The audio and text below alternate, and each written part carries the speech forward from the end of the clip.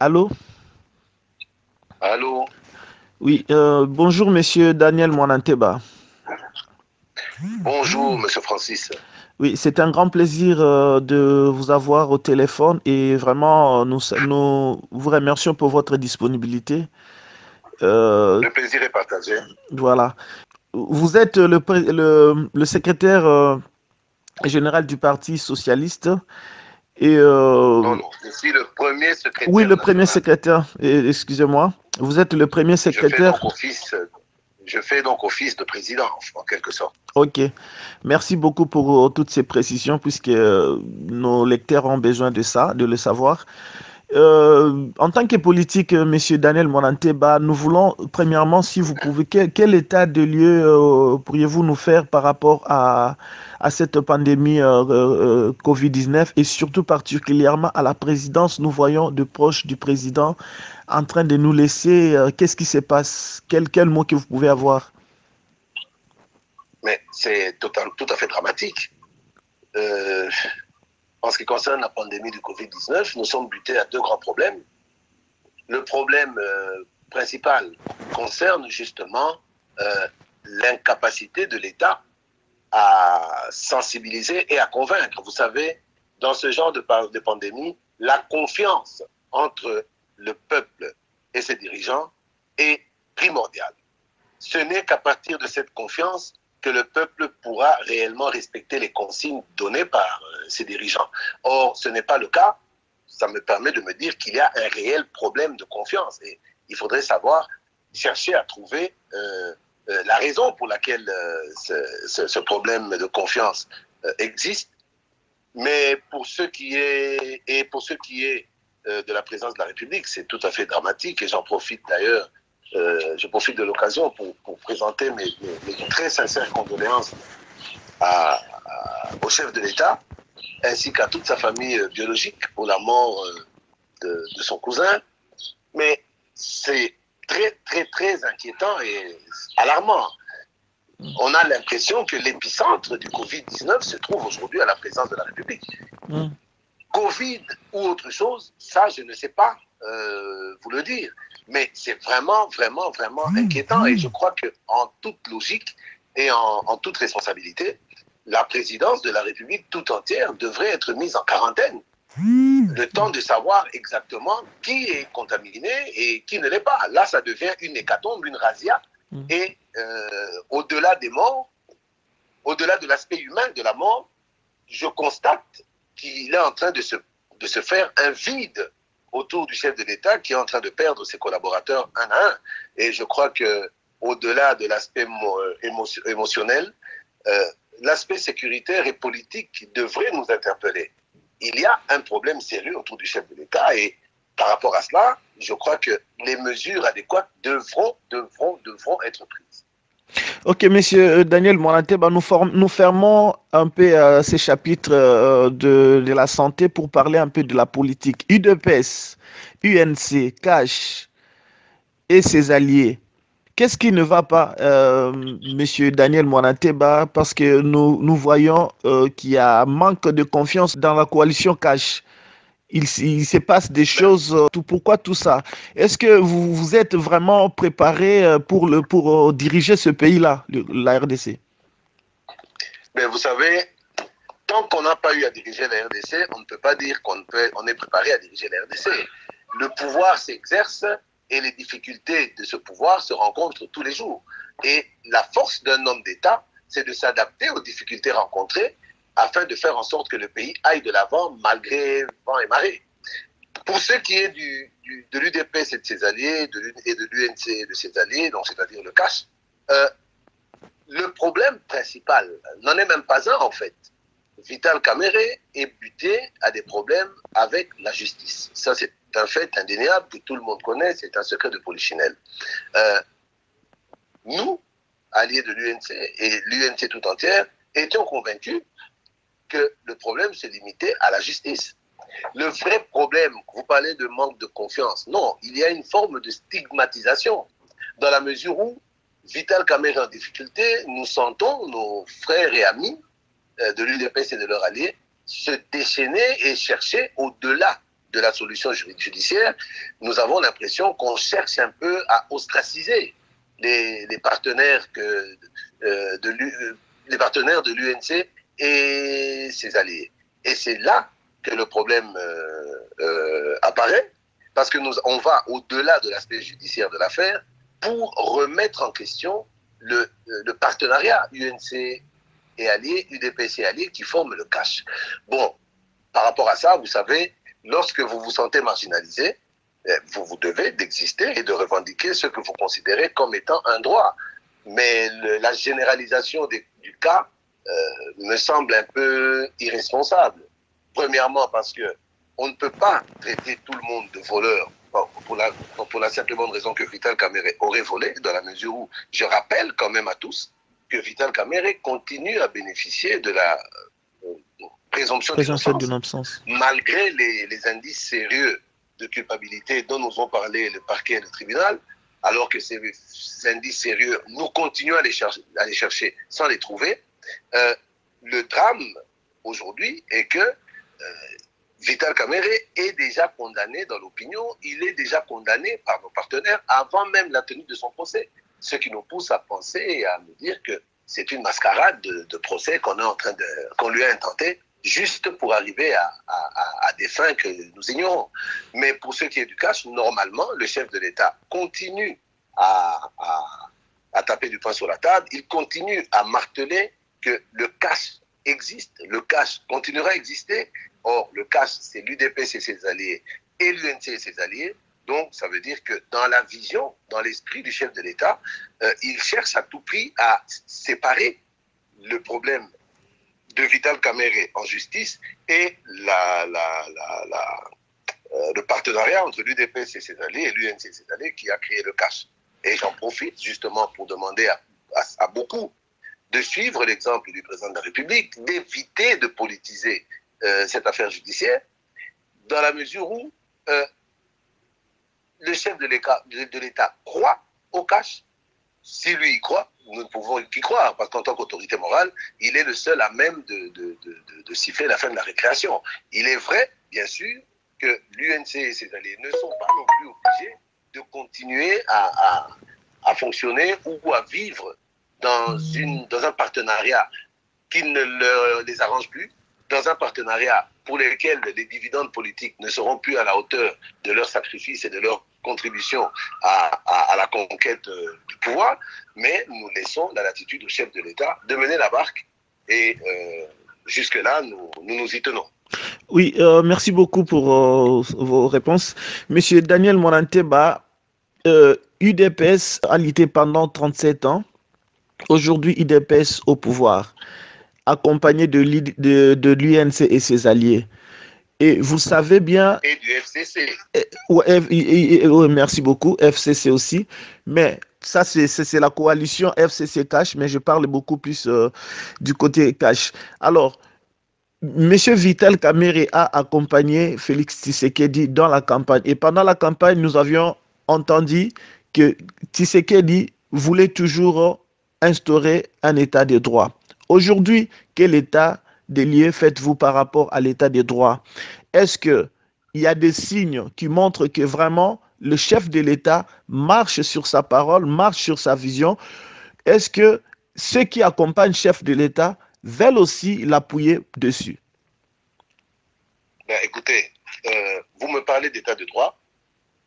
Le constat que je fais au vu des affaires et surtout de la manière de gérer les affaires, par la justice, par les politiques, par les opérateurs économiques, en fait par tous les Congolais, je crois que le terme adéquat serait de dire que nous sommes en train de vivre dans un état maladroit. Le chef de l'État ne marche pas sur sa vision. Mais le problème est que la vision du chef de l'État doit être mise en application par des collaborateurs.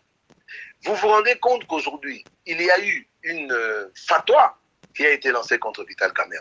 C'est un fait. On lui a tiré dessus en faisant croire au monde entier que Vital Kamerhe symbolisait les échecs, non pas seulement de la présidence, mais du pays tout entier.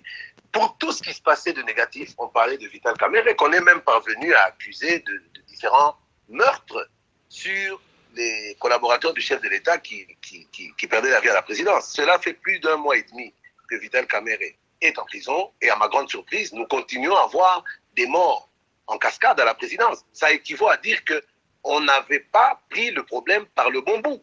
Il n'est jamais trop tard pour bien faire et je crois que nous devons nous ressaisir et nous remettre d'abord en question. Le chef de l'État a sa vision, qu'il a du mal à mettre en application, pour la simple et bonne raison que ceux qui sont chargés à tous les niveaux, particulièrement au gouvernement, de la mettre en action, brillent par une incompétence et un amateurisme qui frise le scandale.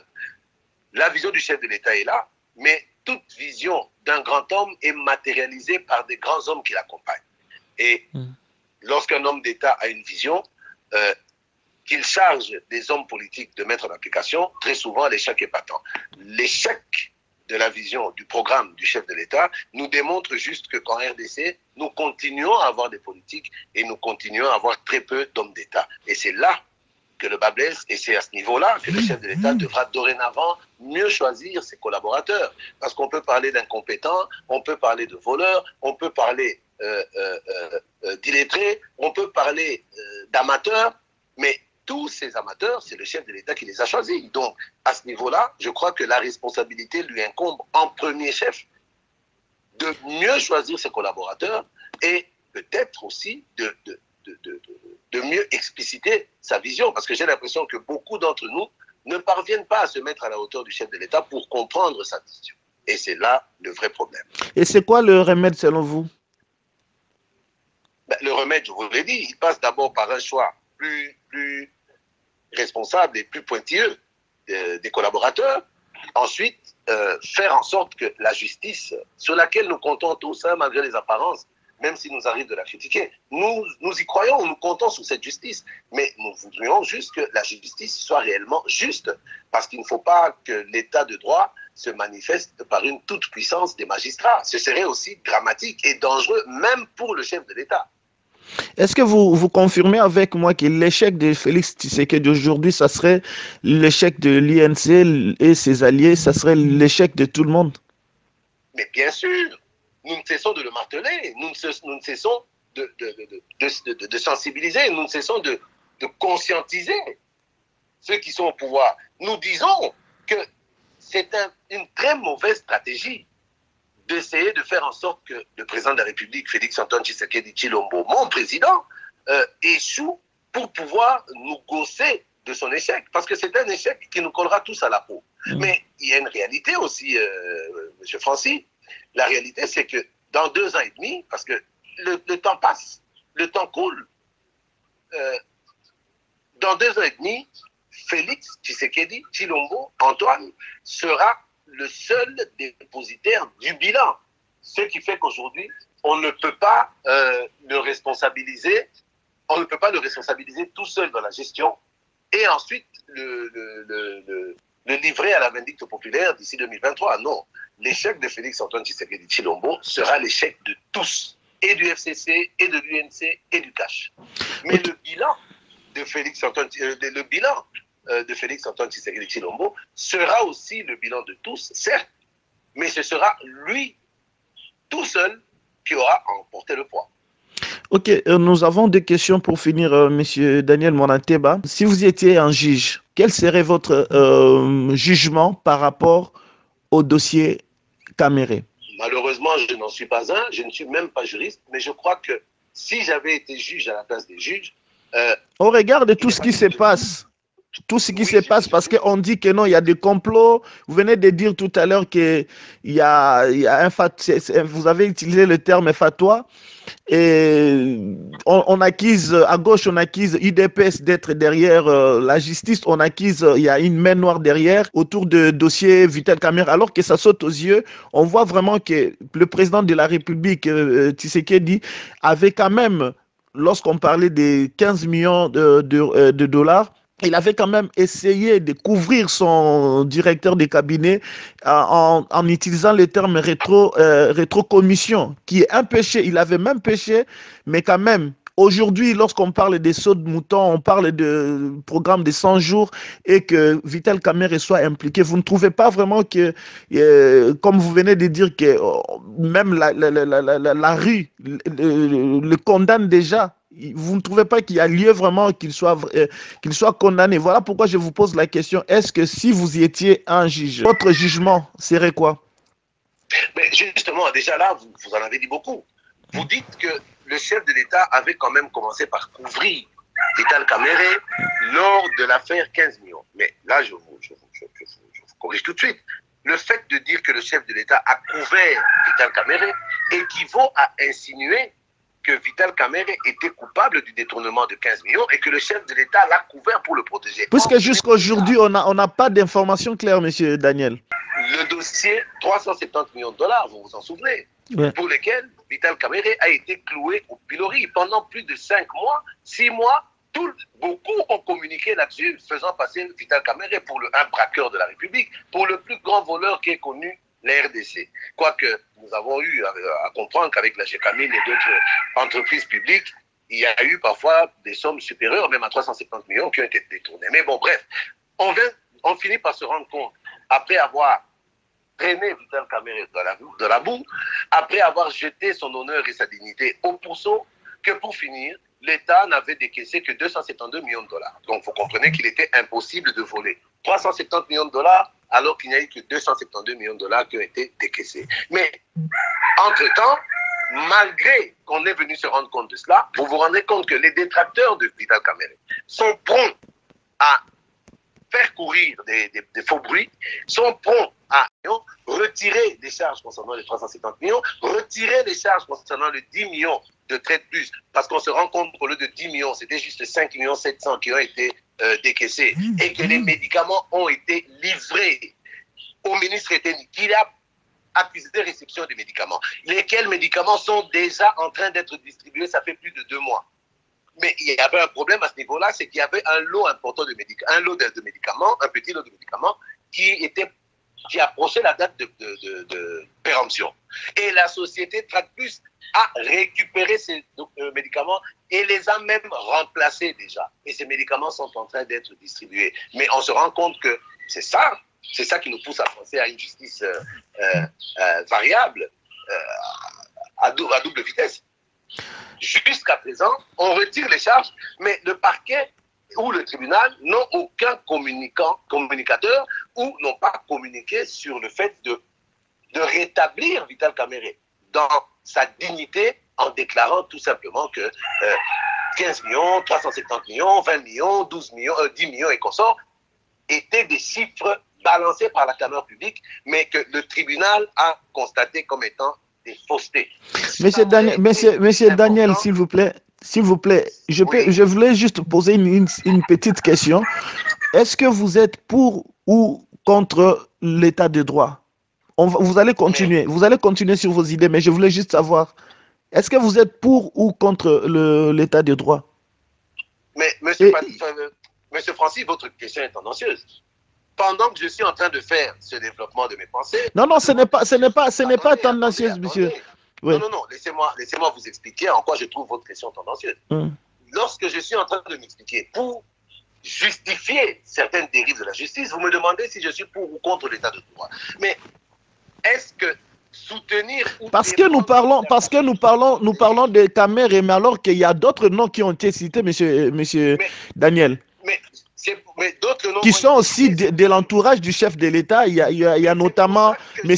Nicolas Kazedi qu'on a cité, il y a été qu'on a cité, qui est même un cadre de l'UDPS. Donc vous voyez qu'il y a... Vous êtes en train de répondre vous-même à la question que vous me posez. C'est pour ça que je vous dis, dès que je soutenir Vital Kamerhe ne veut pas dire être contre l'état de droit. Mais c'est quoi un état de droit? C'est un état de droit.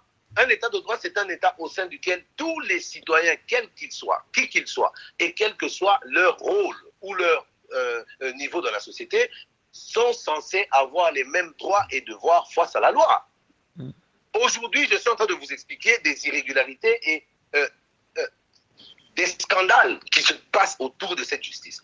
Vous me demandez si je suis pour ou contre l'état de droit. Je vous le répète, je suis pour l'état de droit à 1000%.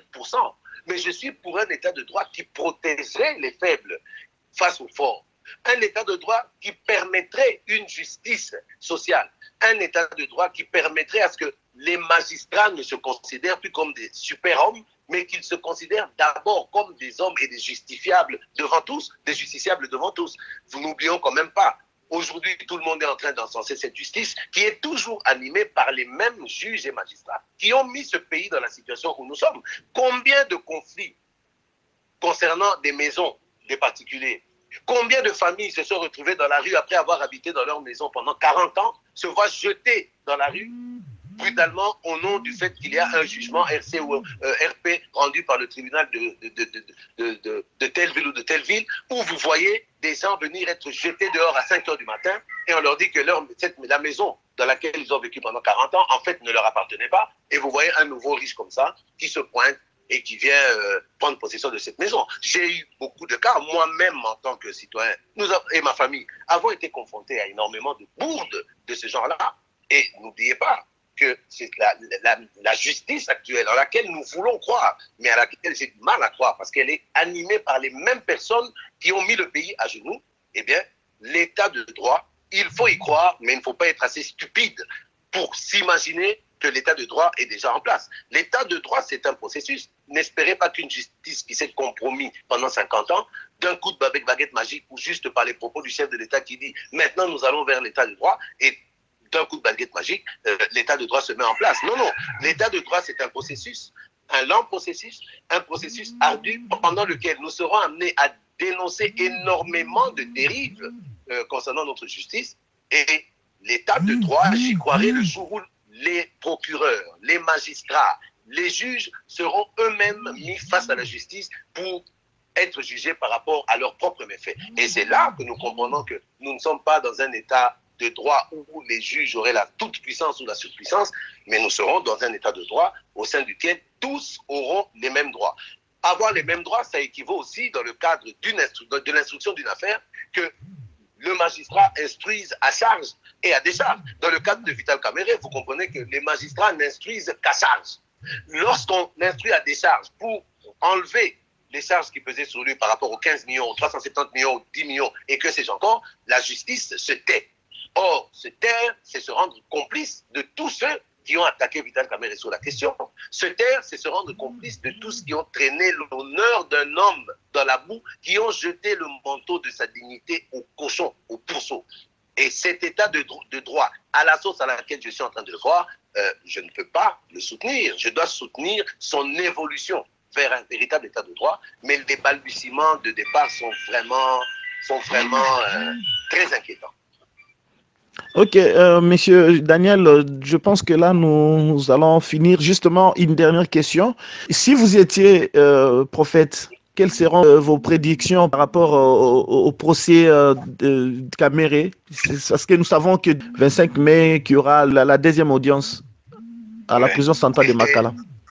Il est très important de préciser que demain, ça ne sera que la deuxième audience. Oui. Parce que les gens, beaucoup ont tendance à se dire, ah, le 25, croyant que le jugement sera rendu le 25. Oh non, le procès sera long. Il y a une litanie de noms qui a été citée par le ministère, comment dire, par la partie civile, la République démocratique du Congo, comme témoin ou renseignant. Je tiens à rappeler que dans un procès pénal, beaucoup de personnes peuvent être invités à la barre en tant que témoins ou renseignants et voir leur statut être changé en plein procès de renseignant, de témoin à prévenu. Si j'étais prophète, je ne sais pas très bien ce que je peux vous répondre, mais ce que je sais, c'est que je n'ai pas besoin d'être prophète pour savoir que beaucoup de ceux qui est reproché à Vital Kamerhe, particulièrement dans ce procès-là, ne devraient pas consister en des charges sérieuses qui entraîneraient l'arrestation provisoire de Vital Kamerhe pendant plus d'1 mois et demi à Makala, alors qu'il continue encore à exercer ses fonctions de directeur de cabinet. Si j'étais prophète, je comprendrais aisément au vu des pièces que nous avons pris la peine de lire, contrairement à d'autres qui ont pris juste la peine d'écouter des rabots et de se faire une opinion et de juger, je comprendrais que l'espoir est permis. La seule chose que je crains, et que je craindrais si j'étais prophète, c'est le tsunami que cela risque d'entraîner. Et j'ai l'impression que beaucoup ne sont pas conscients du fait que le procès de Vital Kamerhe risque même de faire trembler de leur socle les fondamentaux et les fondements même de base de notre pouvoir, de notre régime. Je crains fort que beaucoup soient emportés pour finir, et je crains fort que pour finir, le procès Vital Kamerhe fasse plus de mal au casse dans son entièreté qu'au bien à l'état de droit. Soyons très prudents, et la prudence est vraiment de mise. Mais quoi qu'il en coûte, quoi qu'il arrive, laissez-moi vous dire que sans être prophète, je sais déjà que si tout le monde parvient à être mature et responsable, une solution politique sera trouvée à ce procès qui a rien d'un procès judiciaire, mais plutôt d'une affaire tout à fait politique. Et à un problème politique, on ne peut trouver qu'une solution politique, tout en laissant bien sûr la justice faire son travail, entre guillemets, comme on dit. La justice a tout le temps de bien faire son travail, mais je crois que dans une affaire politique, la solution doit être politique. Justement, dans l'ordre de vos idées, comment voyez-vous l'avenir de la RDC, de l'INC, la coalition Cash, UDPS, au cas où Vital Kamerhe est condamné? Ben, une chose est sûre, si Vital Kamerhe était condamné aujourd'hui, la seule certitude que nous avons, c'est que le ciel ne va pas nous tomber sur la tête.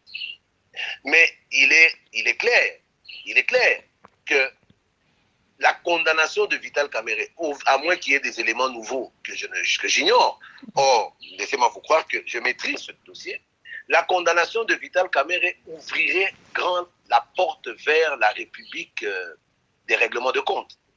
Je crois qu'il faut absolument éviter d'utiliser la justice comme un bras séculier.